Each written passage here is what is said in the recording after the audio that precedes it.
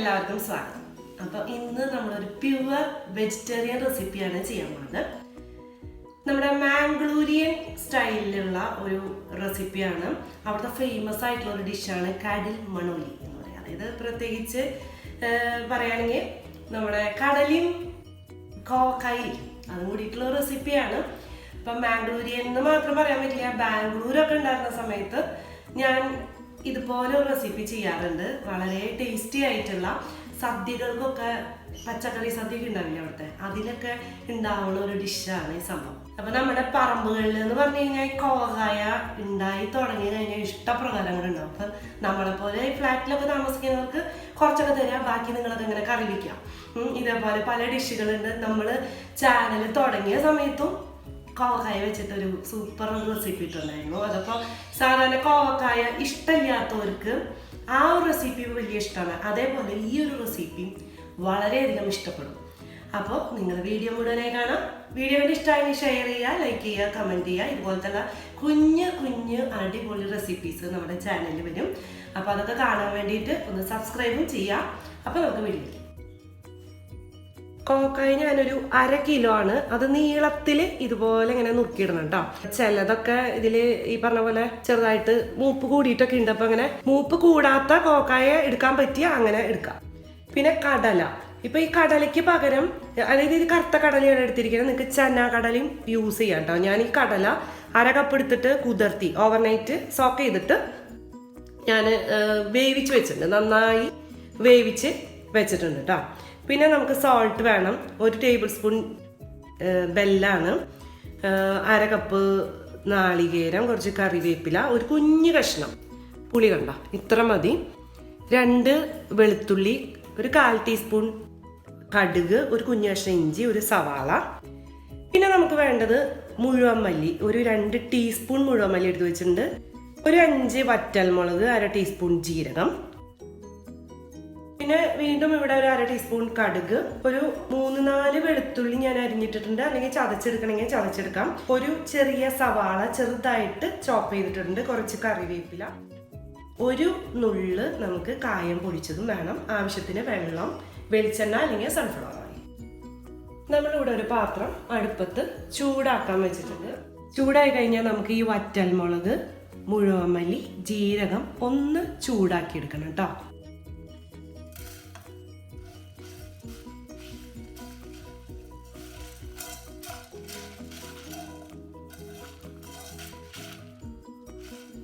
ഇത്രയും മതി. 1 മിനിറ്റ് ഞാൻ ചൂടാക്കിയിട്ടുണ്ട്. ഇനി നമുക്ക് ഫ്ലെയിം ഓഫ് ചെയ്യാം. നമുക്ക് നേരെ ഇത് മിക്സിയുടെ കപ്പിലേക്ക് ഇട്ട് കൊടുക്കാം കേട്ടോ.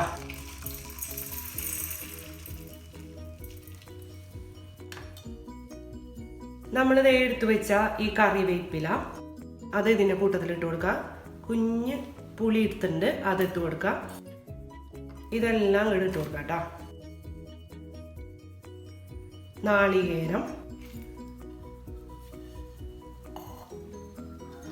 ഈ സവാള ഒന്ന് കട്ട് ചെയ്തിട്ട് ഇട്ട് കൊടുക്കാം. ഇത് നന്നായി ഒന്ന് ചതച്ചെടുക്കാം. വെള്ളം വേണമെന്ന് വെച്ച് കഴിഞ്ഞാൽ സ്വല്പം വെള്ളം വേണമെങ്കിൽ ആഡ് ചെയ്യാം കേട്ടോ. അപ്പൊ ഇതേ നന്നായിട്ട് അറിയണ്ട, ഇതേപോലെ ഇങ്ങനെ ചതച്ചെടുത്ത പോലെ ആ രീതിയിൽ കിട്ടിയാൽ മതി കേട്ടോ. അപ്പൊ ഇതിവിടെ മാറിയിരിക്കട്ടെ.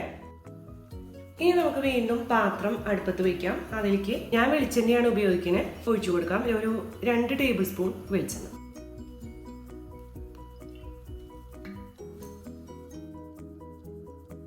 ചൂടായി വന്നിട്ടുണ്ട് എണ്ണ.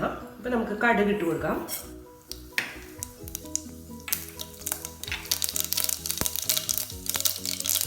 ഇതിലേക്ക് സവാളയും വെളുത്തുള്ളി, ഒപ്പം കറിവേപ്പില കേട്ടോ.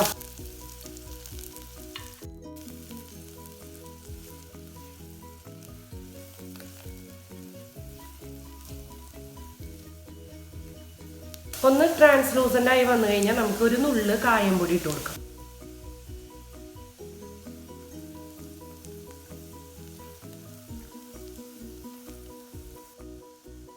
ഇതിലേക്ക് നമുക്ക് ശർക്കര ഇട്ട് കൊടുക്കാം.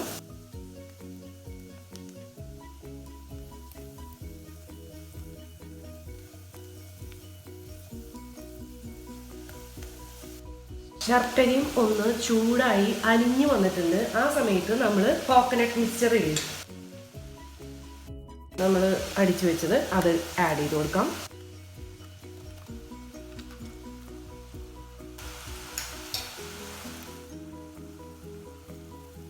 ഇത് 1 മിനിറ്റ് ഒന്ന് ചെറുതായിട്ട് ഇതിൽ ഇങ്ങനെ ഒന്ന് വഴറ്റി കൊടുക്കാം.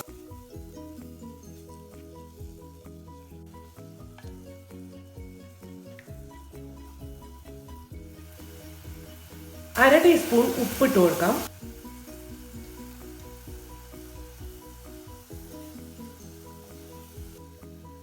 ഒരു മിനിറ്റ് ഇങ്ങനെ നന്നായിട്ടൊന്ന് വഴറ്റി കൊടുത്തു കഴിഞ്ഞാൽ നമുക്ക് നമ്മുടെ കോവക്കായ അരിഞ്ഞത് ഇതിലേക്ക് ചേർത്തു.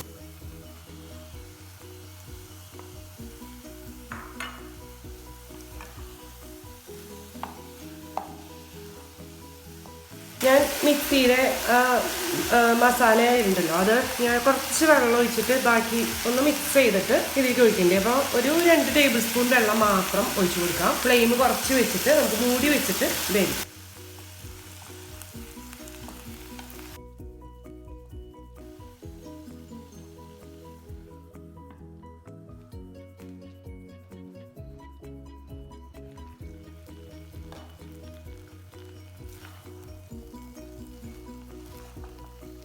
അപ്പൊ കോവക്കായ നന്നായിട്ട് വെന്തിട്ടുണ്ട് കേട്ടോ. അപ്പൊ വെന്തുടയാൻ പാടില്ല. അതിനു മുമ്പ് നമുക്ക് നമ്മൾ വേവിച്ച് വെച്ച കടല ഇതിലേക്ക് ആഡ് ചെയ്യാം.